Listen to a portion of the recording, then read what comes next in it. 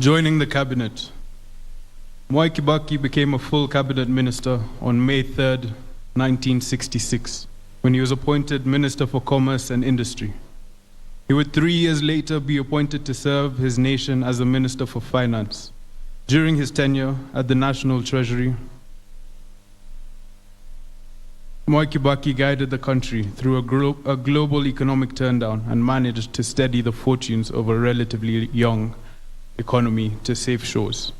Given Kibaki's notable exploits in the arena of leadership, former World Bank President Robert McNamara described him as one of the greatest economic brains to have emerged from Africa.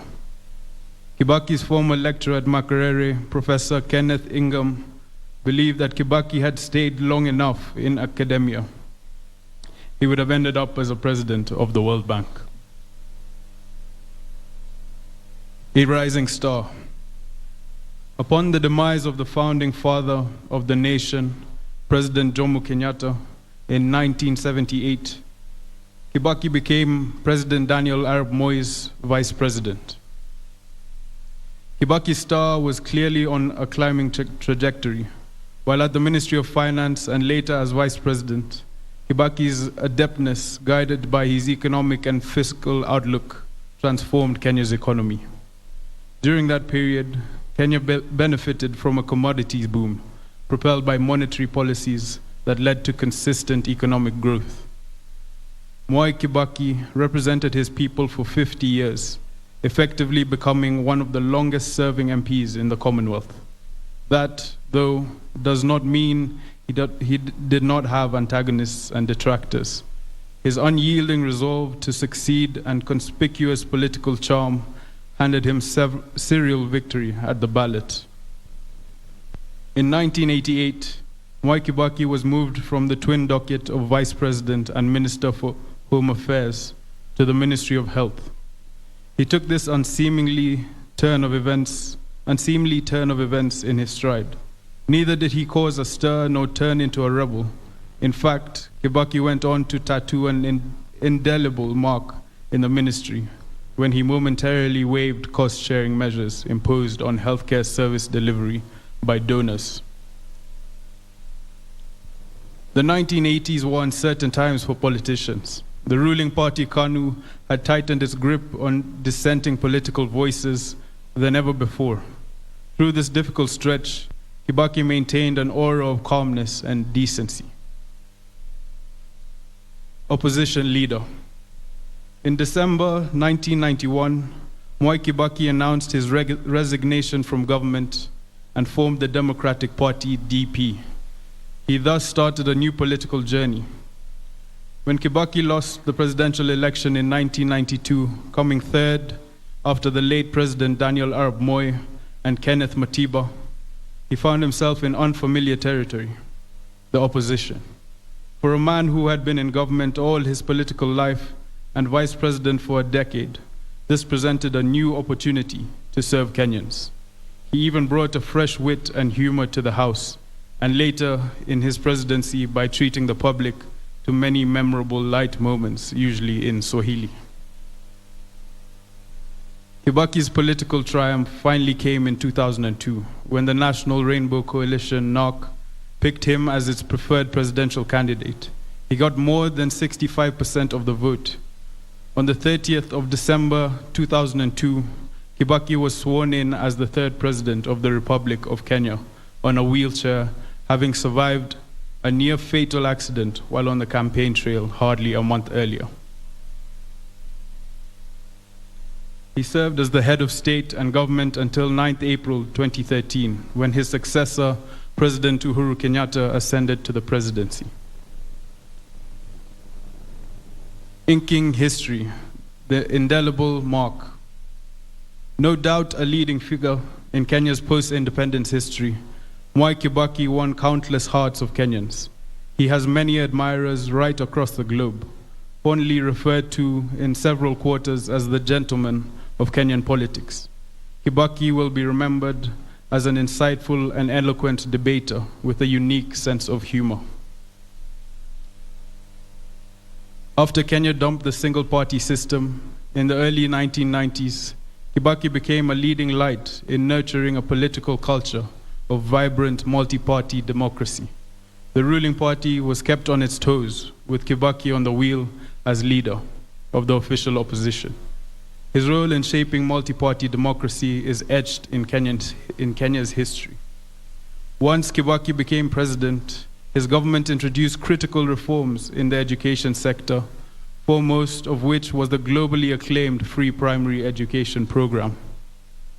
His administration also instituted comprehensive infrastructure developments in the transport and energy sectors. Access to better healthcare took a new turn during Kibaki's tenure. Kibaki will be remembered for championing the promotion of policies that promoted economic and social empowerment, democracy, the rule of law, and respect for human rights.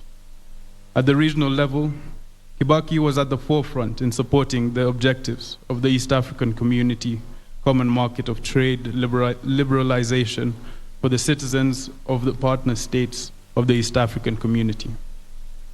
His commitment and conviction in matters of economic empowerment went beyond Kenya. Perhaps one of the most memorable achievements of the Kibaki era is the promulgation of the 2010 Constitution that ushered in a new dispensation whose far-reaching effects have redefined how Kenya is governed today. For 2 decades, Kenya had expressed their wish to change the constitution the country had inherited at the dawn of independence in 1963. It had been an elusive goal. At Kibaki's first attempt, it did not fly. It was his second attempt in his second term that it was finally realized. During its promulgation in August 2010, Kibaki termed the achievement the boldest step the Kenyan people have taken towards changing their lives. Kenya's 2010 Constitution is definitely a huge part of the Mwai Kibaki legacy. In retrospect, Mwai Kibaki's servant leader credentials offer seminal lessons on how best to negotiate a more rewarding future through prosperity. Kenya is today more desirable in numerous ways courtesy of the solid foundation built by an exemplary icon who no doubt loved his motherland.